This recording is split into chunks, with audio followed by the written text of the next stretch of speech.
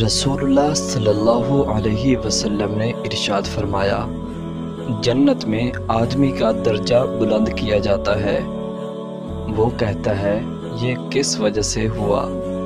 तो उसे कहा जाता है, तेरी औलाद के तेरे लिए दुआए मग़फ़िरत करने की वजह से।